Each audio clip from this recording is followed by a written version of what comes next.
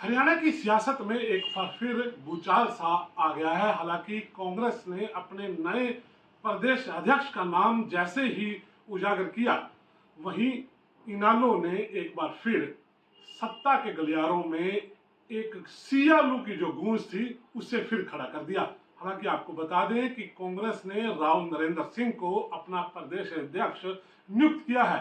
जैसे ही प्रदेश अध्यक्ष की नियुक्ति होती है तो इनेलो ने सीएलयू को लेकर राव नरेंद्र सिंह पर बड़े सवाल खड़े किए हैं। क्या कुछ कहा इनेलो के प्रदेश अध्यक्ष रामपाल माजरा ने, चलिए आपको सुनाते हैं। हरियाणा में सीएलयू कांड हुआ था। 5 विधायकों का स्टिंग ऑपरेशन इंडियन नेशनल लोकदल की तरफ से ये सीडी जारी की गई थी। भले ही उसमें सरकार ने कोई कार्रवाई नहीं की, परंतु लोकायुक्त जस्टिस प्रीतम पाल जी ने उस पर संज्ञान लिया था और एफआईआर दर्ज करने के भी उसमें पैसे मांगते हुए दिखाई देते हैं। जो हमने सीडी जारी की थी, जो आज के प्रदेश कांग्रेस कमेटी के अध्यक्ष बने, 30 करोड़ से लेकर 50 करोड़ रुपये तक मांगते हुए नजर आ रहे हैं और उसका पेमेंट का मोड भी पूछ रहे हैं क्या होगा, शेड्यूल कैसे होगा। ये सारी बातें उस सीडी में दर्शाई गई।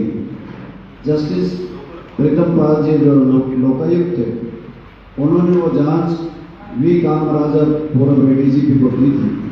उन्होंने 22 सैंपल करवाए थे और 22 सैंपल भी सही पाए गए थे। और इसके साथ साथ अभी 500 पेज की चार्जशीट भी दायर हुई है और 2016 में एफआईआर दर्ज की गई। उसमें ये कहा गया था, इनेलो ने एक बड़ा दांव खेलते हुए कांग्रेस के राव नरेंद्र पर बड़े आरोप लगाए हैं। हालांकि आरोप पूर्व में लगे थे, कांग्रेस सरकार में सीएलयू घोटाला हुआ था। चलिए क्या कुछ ये घोटाला था, कौन सी सीडी जो लीक हुई थी वो क्या थी, चलिए आपको दिखाते हैं।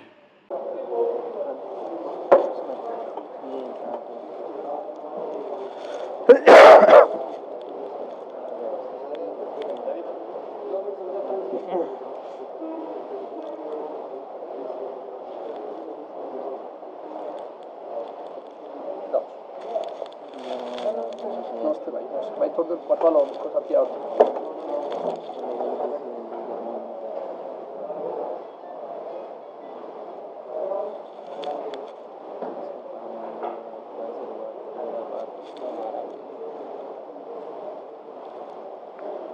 मुझे आप खुल के बताओ क्या है ये सीएलयू है। ये आपका केस कहाँ पहुँच पलवल का है जी, चंडीगढ़ डायरेक्टर ऑफिस पर है। ठीक है। और इसकी ये तो मतलब छोटी कॉपी है, 30 एकड़ है, कॉलोनी के लिए है जी, कॉलोनाइजिंग के लिए। ये तो छोटी सी फाइल है जी, पूरी ओरिजिनल फाइल तो वहीं पड़ी है सारा कुछ। तो अगर हो सके तो मतलब ये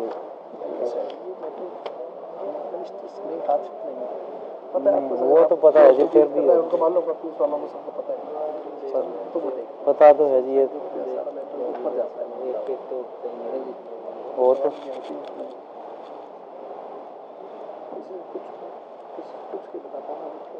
नहीं सर, एक चीज़ मैं क्लियर कर लूँ सर, एक मिनट, एक बात करिए कि ये हमारा खुद का नहीं है, हम तो 4 आने के चक्कर में लेके आए हैं किसी का।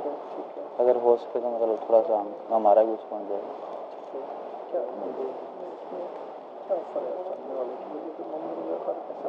उसका ऑफर तो ये है सर, अभी तो एक CR पर एकड़ बोल रहा है वो, 1 करोड़ पर एकड़ बोल रहा है वो, 30 एकड़ का, मतलब बढ़ा भी देगा, मतलब फंसा हुआ है तो काफ़ी टाइम से इसका हो नहीं रहा। ऑब्जेक्शन क्लियर कराना उसकी जिम्मेवारी में है। वो कह रहा है कि आप मेरे को ऑब्जेक्शन है ना, तो मेरे को ऑब्जेक्शन बता दो, वो मैं अपने आप क्लियर कराऊंगा। और उसके बाद आप ये ऑफिस डायरेक्टर मैं ऑफर तो आप बताएंगे सर, हम तो कैसे बता सकते हैं। मतलब 30 से 50 के बीच में कहीं भी सेट हो सकता है सर वो, मतलब यहाँ 50 तक पहुँचने वाला बंदा। जी जी हाँ जी सर, जी जी बीच बात लेट हुई, वरना मैं कल चंडीगढ़ बुला लेता तो थोड़ा समय देना। तो कोई दिक्कत नहीं है सर, आराम से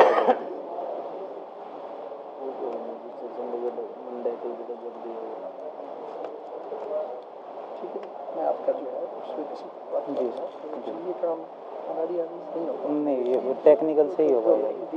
जी बिल्कुल, इसलिए मैं सही ढंग से होने वाली जी, चीज़ बिल्कुल क्या ठीक है बात है। क्या नहीं सारी बात पता करके ही फिर मैं बताऊँ और यस या नो क्या हो पाएगा। जी। क्योंकि इतने लास्ट में जो बोलना हो ज़्यादा नहीं, तो पता है क्योंकि अगर मैं चीज़ों को भी करना बिल्कुल ठीक बात है भाई सर। ये मामला नहीं, समझ रहा हूँ सर, मैं भी बड़ी मुश्किल से मेरा। कोशिश करूँगा जी कोई कहीं तो ऐसे जी जी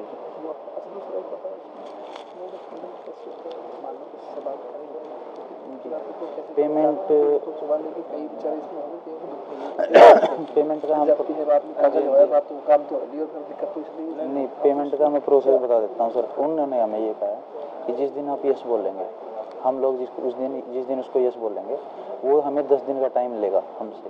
उसके बाद वो पेमेंट हमारे पास पहुँचाएगा। 10 दिन तक काम नहीं बढ़ाना आगे, उसकी पेमेंट 50% पेमेंट आने के बाद काम आगे बढ़ाना है।